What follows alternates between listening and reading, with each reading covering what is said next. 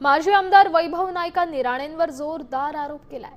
एका बाजूला प्रदेशाध्यक्ष स्वबळाची भाषा करतायत, तर राणेंना मात्र पुत्रप्रेमासाठी युती हवी आहे।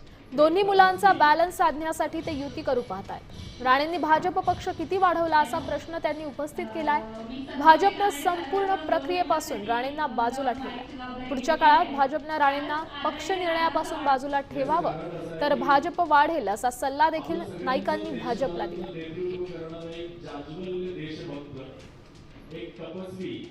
राणे पुत्रप्रेमामुळे आंधळे झालेले आहेत। त्यांनी आपल्या दोन्ही पुत्रांना वेगवेगळ्या पक्षात पाठवलेलं आहे की राणे हे आपल्या दोन्ही पुत्रांना कसं पुढे करता येईल।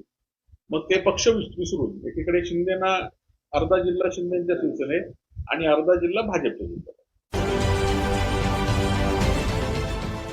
देश विदेशातील प्रत्येक घडामोडींचे लाईव्ह अपडेट मिळवण्यासाठी आता साम टीव्हीच्या सर्व सोशल मीडिया प्लॅटफॉर्मला लाईक, फॉलो आणि सबस्क्राईब करा। तसंच सर्व नोटिफिकेशनसाठी बेल आयकॉन प्रेस करायला विसरू नका।